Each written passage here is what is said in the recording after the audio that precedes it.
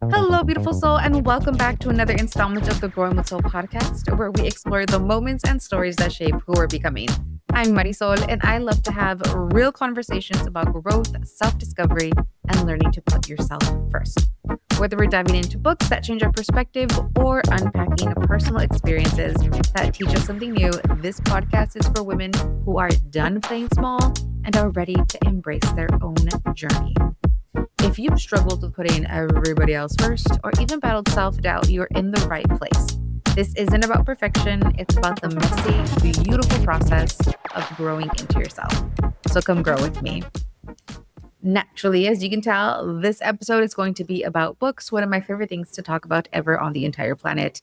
And I need to be very real with myself, especially now that we are so deep into 2026 that I'm probably not going to hit my reading goal. I wanted to read 30 books this year, and I don't know, I've just been in like a reading slump for like months now.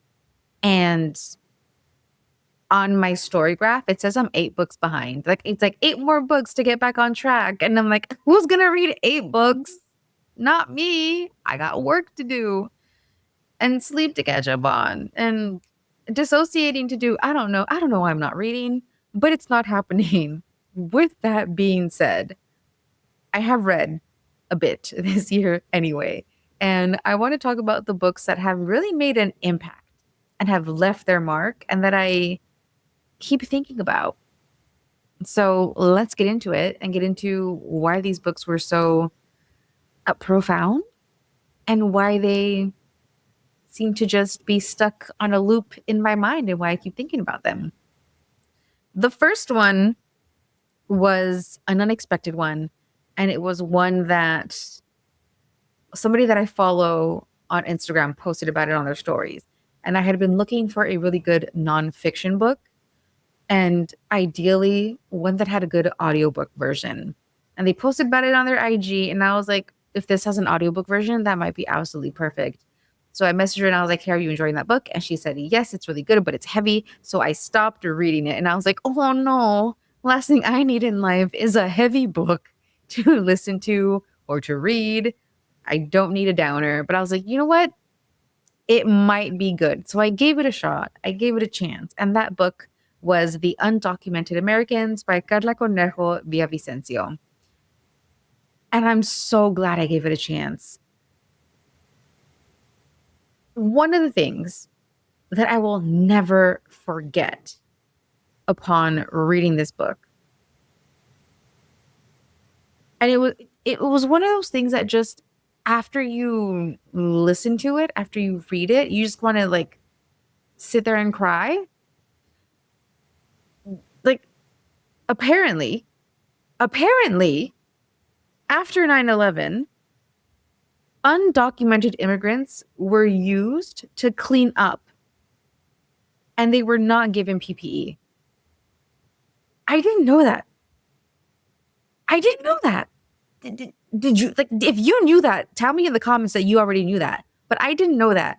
And as someone who witnessed 9/11 happening on her TV screen as a child and has grown and lived in the United States,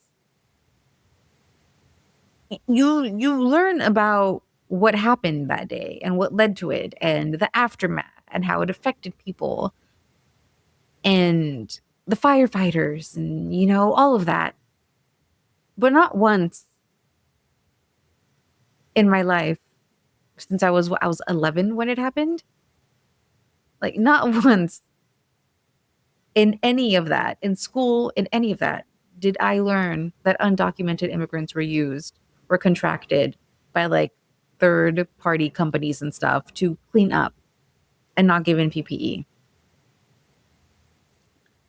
And there are so many impactful like tidbits of information essentially throughout that entire book that like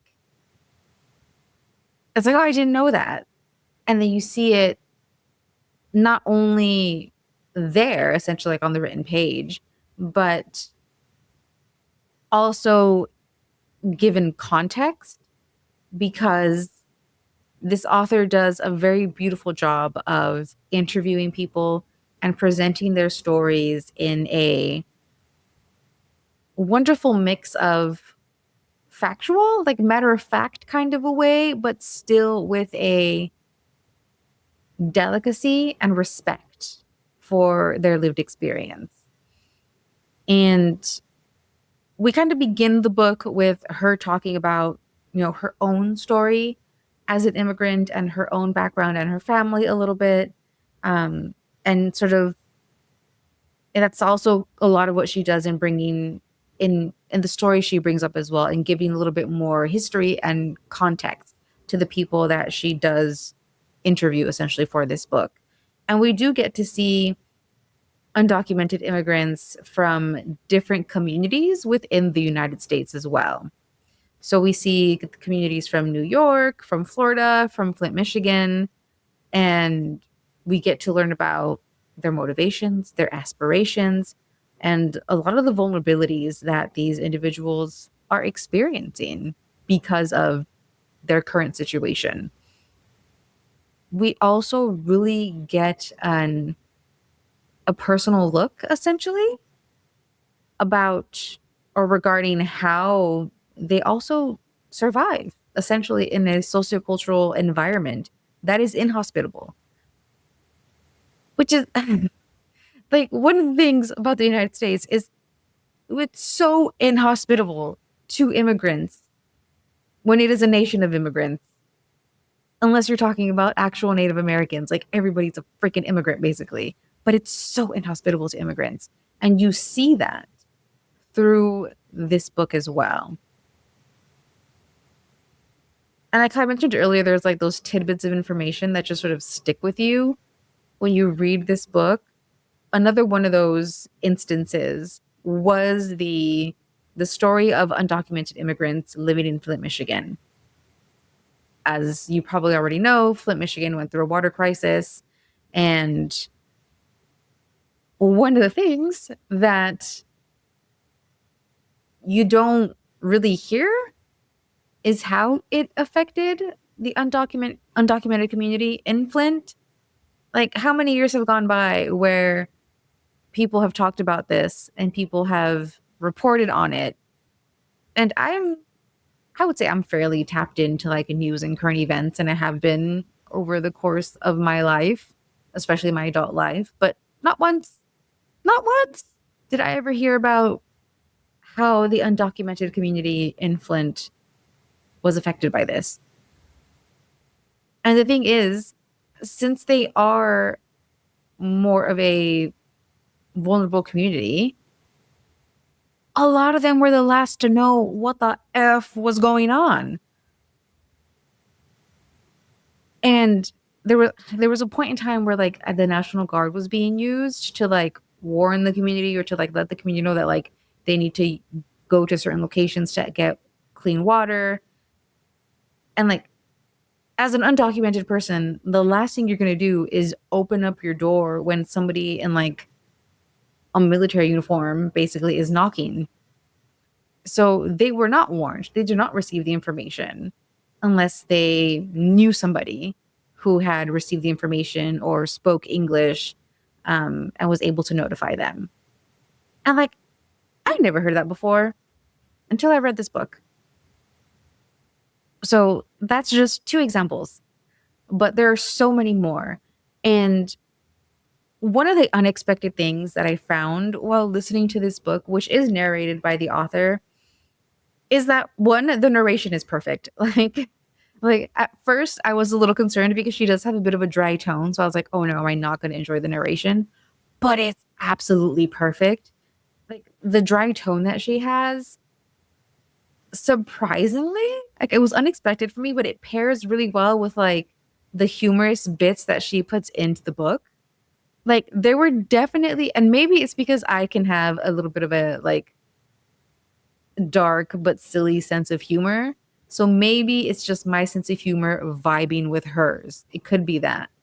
But there were definitely a surprising amount of times where I was like literally like I'm on driving in my car listening to the book like laughing because she just said something that I was just like, what? Because it generally like some humor, which I think given the heaviness of the topic or the heaviness that can be there. A little bit of levity is nice. But I just remember again, in terms of like what stood out to me, there was one point where she was commenting on something to do with like Mexican immigrants and the Mexican community, like something like a little like cultural commentary, like nothing heavy or anything like that. And then she was just like Mexican and their Metallica. I was like, what? Like really? I was like, why am I over here catching strays? Because yeah, Mexicans and our Metallica. Okay, I had my Metallica phase, and whenever Metallica comes on, I'm very happy. So just the dry tone, the little tidbits of humor, like wrapped into the overall narration, and probably within like the writing of the book as well. Absolutely perfect. So if you like nonfiction, check this out. And the audiobook is fantastic if you are someone who likes audiobooks. The second book that stood out to me this year was actually also a nonfiction book and one that I listened to as well. And that is Everything is Tuberculosis by John Green. Girl, everything really is tuberculosis. Holy shit. Like beauty standards, having an artistic air or disposition, even politics and colonization are linked to tuberculosis and the current lack of resources and just just nations that are experiencing and like treating and curing tuberculosis more so than others. Like all of that is tuberculosis, whether it is directly related to it in terms of like beauty standards and stuff, like because apparently with like tuberculosis, it gives you like it get kind of pale, but then like I don't it's just the way that they were talking about like beauty standards and like how you're supposed to like and it could be thin and like kind of pouty, but like and like kind of a little bit pale and but like a little bit like rosy cheeks a little bit too. Like all of that is like, oh, you kind of look like a TB patient. Like, excuse me? Like what? Like when they were talking when he was talking about that section of like beauty standards and TB, and I would think back to like when you apply makeup and what that looks like, oh my God, freaking crazy. But and again, this is one of those books where I was listening to it and getting angry because politics, history, colonization very much directly impacts today how nations are able to treat and cure TB or not, really, how they're not able to. Um, what I did appreciate about this book is how the story of Henry is interwoven throughout the book. So you're not just getting straight up facts like a textbook, you're getting the facts, but you're also getting this amazing story of someone that the author met who has tuberculosis.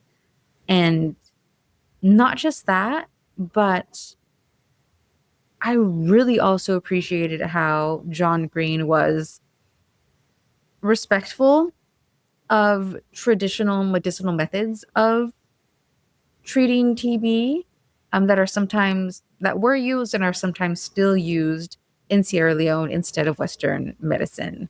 Um, Henry's story that was interwoven into the book really highlighted like the emotionally tumultuous experience that it is having TB and how it can affect like the other people in your life.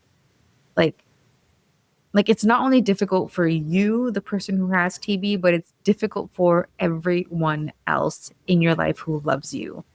And that story really highlighted that. And then again, the story also highlighted, politics, lack of resources, the history of colonization, the imperfect foreign aid that is connected to TB. And then again, Henry himself is this person who has this like poetic heart and nature, again harkening back to like having that poetic disposition and air about you, and that's what leads to TB, which was a common thought that people had like back in the day. Crazy, because that means I probably would have had TB as a kid if that was the only like reason. But yeah, ultimately the way that this book takes all these different things in life and connects it to TB is just like, I would have never. I would have never. So it's very enlightening in that way. In terms of the narration, because again, I also listened to this book, I really enjoyed the conversational tone that John Green took when narrating. And as someone who struggles with reading nonfiction, I'm always a little nervous of like, how's the audiobook gonna be with a nonfiction book? But with these last two, with this one, the last one had like that dry tone with a little bit of humor. This one was very different, way more conversational, but both very enjoyable. So again, if you like audiobooks, if you've been wanting to read this one, check it out. Definitely check it out. Okay. The third one is definitely one of my tried and true. We're going back to fiction. And I have actually already talked about this book on the podcast. So if you missed it, well, maybe don't go back because that one's going to have spoilers. But if you've already read this book and you missed that episode, I'll link it down below. And the book is A Magical Girl Retires by Park Sol-yeon. This book was so unexpected for me. Most books I tend to find online at this point in my life, whether it is somebody just talking about their favorite books or like them talking about books they read recently or they really liked, or maybe, I don't know, doing a book haul or something, or it's the author promoting their own book. That tends to be how I find books nowadays. But this one was really that vintage experience of just happening upon a book while you're browsing the bookstore. And I love that for me, that it was just happenstance, it was chance, it was the universe bringing this story to me at the right time in my life, essentially. Because the main character is so relatable. Like the type of depression that she's experiencing throughout the majority of the book, like I get it. Like for the most part, there is, and I talk about that trigger warning because it starts off a little bit heavy in the beginning. So there is that. But for the majority of the book, there's sort of this like, that type of depression where it's like, I'm not okay, but I'm okay kind of a thing, which if you feel that way, you still should go speak to someone. But there's sort of that like, I'm okay, but I'm not okay, but I'm trucking on and I'm going to keep on my path to figure out my stuff and my life and my things. And I feel like a lot of like millennials, maybe Gen Z can relate to that. So that's one reason why she's very relatable. In the last episode where I talked about this book, I go into more detail about all of that. But there's that aspect to it. The debt that she's in, very relatable. And there's a moment also in that book where it's like when you're feeling that like that way about yourself and about life, where everything is a challenge no matter how hard you like try, like nothing ever really is easy, and you feel kind of like morose about everything all the time anyway. There's this like something finally good is happening and you're daring to hope, and then it's taken away from you and you're like, oh yeah, well, of course I'm not the chosen one type of thing, like that feeling. Oh, so relatable. And it was there on the page. I was like, who else has experienced this? What do you mean somebody else has experienced? Because this is something I've experienced a lot. So seeing it on the page was fantastic. I also think that like the way in which the main character goes about like handling her gift was really nice, and a twist on the whole like superhero type thing and like trope. So that was really cool too. Overall, A Magical Girl Retires is a phenomenal read. I really enjoyed it. I think it was incredibly interesting of a story. I think the characters are all very interesting and likable. Even the villain. I do think even the villain is likable. So if you haven't read it, go read it. It's fantastic. All of the books that I mentioned today are going to be linked below, and they are also going to be linked in my bookshop book list. So if you're interested in getting them, check them out. If you've already read these books, and you liked them or you felt some type of way about them, let me know in the comments down below. I would love to hear your thoughts about it. If this episode resonated with you, that's awesome. I appreciate you for staying this long. Don't forget to subscribe, to like the video, and to leave a comment as well. And additionally, if you would like to, if you resonated with this, I would highly recommend sharing that as well to a fellow reader. And if you're also looking for support on your own journeys, you can definitely work with me and schedule your very own discovery call. The link in the show notes. And until next time, keep growing.